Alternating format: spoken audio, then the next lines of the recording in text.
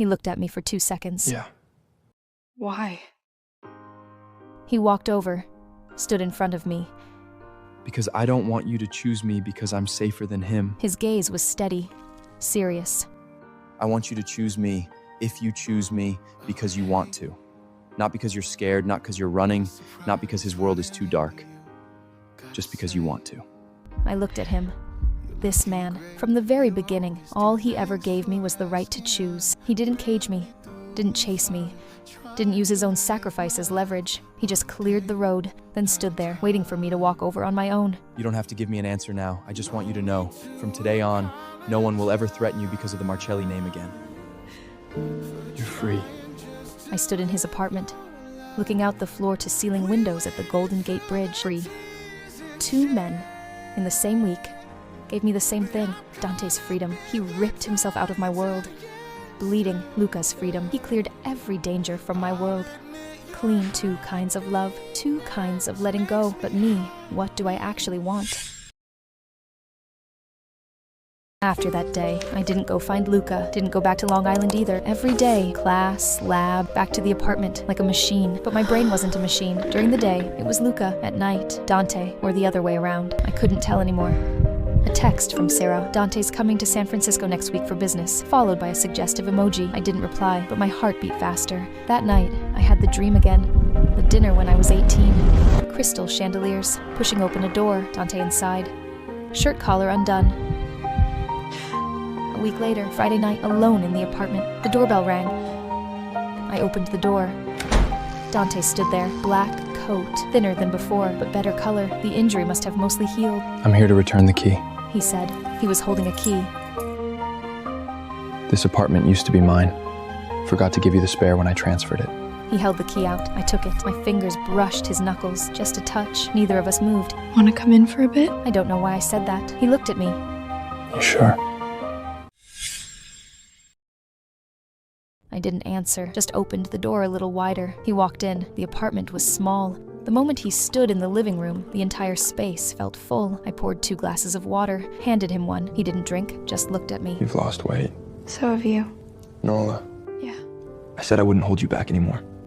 Yeah. I meant it. I know. Dante, He stopped. you said you've waited a long time. How long? Then he turned, walked back, stood in front of me, close. Since the day you smiled at me. Until now. I didn't pull away. Can I? He'd never asked me before, not in our past life, not in the hospital in this one. This was the first time. I closed my eyes. That was my answer. He kissed me, soft, slow, like he was afraid I'd break. That night, I didn't push him away, not because of impulse, not because I was set up, because I was tired, too tired to keep running, even if it was just for one night. Next morning, when I woke up, he was already gone. The other side of the bed still held a trace of warmth, but he wasn't there. On the nightstand sat the key, a note tucked underneath, just one line. This is the last time. I won't bother you again. I held that note in my hand, sat on the bed for a long, long time. Sunlight from San Francisco poured through the window, not knowing what I'd just done. 3 weeks later, something felt off. First, the nausea, brushing my teeth in the morning, out of nowhere, dry heaving. Then the exhaustion, not regular tiredness, the kind that seeped out of my bones. 10 hours of sleep, and I'd still wake up feeling like I hadn't slept at all. I assumed it was the kidney. After all, I only had one every 6 months since the surgery. I went in for a checkup. Anytime something felt wrong with my body, my first thought was always, is it the kidney? I went to the campus health center. Blood work, urine test, standard procedure. The nurse told me to wait for results. I sat in the hallway. My phone screen lit up, a selfie from Sarah. She was in London, some cafe with floor-to-ceiling windows in the background. I was about to reply when the office door opened. Miss Ferrara, I walked in. The doctor was looking at her computer screen. your kidney function looks stable. No concerns there. I exhaled. But She turned the screen toward me. you're pregnant. About 4 weeks. My eyes went wide. 4 weeks. That night, San Francisco, the apartment. He came to return the key. I said, want to come in. His hand touched my face. He asked. Can I? I closed my eyes. That was my answer. Walking out of the campus health center, San Francisco was raining. I didn't have an umbrella.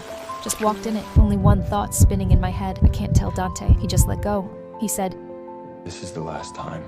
I won't bother you again. If he found out, he'd come back. He'd definitely come back. And then everything would be just like past life. I can't tell Luca. I'm carrying another man's child. I haven't even given him an answer yet. He gave me freedom, gave me the right to choose. And I took that freedom and slept with someone else. I can't go back to Long Island. Can't go back to the Marchettis. Can't let anyone know. I stood in the rain, thought of my past life. In my past life, I carried Dante's child too. Then that child died, and so did I. This life.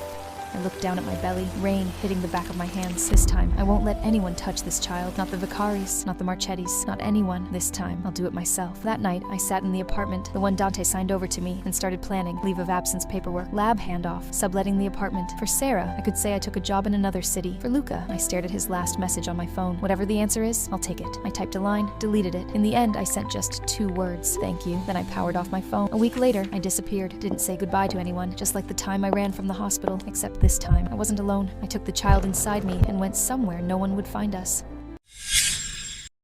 I disappeared. Where I went doesn't matter. What matters is no one found me, not because the Marchettis lacked the reach, but because I grew up beside that world, watched it for over a decade, and learned how to leave no trace. 9 months later, I had a daughter, Mia Ferraro. She was wrinkly when she was born, impossibly small, but her features, like Dante, the arch of her brow bone, the thickness of her lashes, and those eyes, looking at you like she was figuring out who you were. At 3 months, Mia learned to stare at my face. I'd feed her a bottle and she'd just watch me. No crying, no fussing, just still. Like what Dante might have been as a baby, if he hadn't been born into the Marchetti family. At 8 months, Mia got her first tooth. She bit my finger. Didn't hurt, but I made a big dramatic ow anyway. She froze for a second, and laughed, that little giggle. At 1.5 years, Mia could say mama. Mama. Not a clean mama, more of a drooly, muddled ma. Ma. Every time she said it, she'd reach out with both hands, wanting to be held. I'd crouch down and she'd throw herself into me. One night, she pointed outside, babbling something that wasn't a word yet. That's the moon. I said, that's the moon. Moon. She looked at it, then turned back to me, made that sound again. And I suddenly realized, This is enough, I said. You have mommy. That's enough.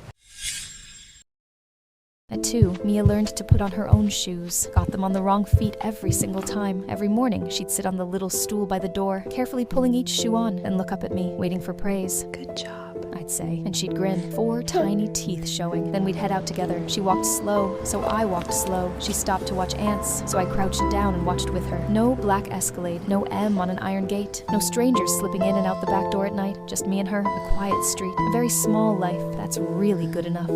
Mommy, where's my daddy? When Mia was 3, she came home from preschool one day and asked me a question. My hand froze on the zipper of her jacket. Her eyes, those dark, quiet eyes. I smiled. Daddy's far away.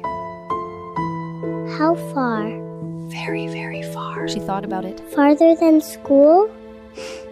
Much farther than school. She nodded, like she accepted that. Then she pulled a drawing out of her backpack, crinkled, done in crayon, 2 figures.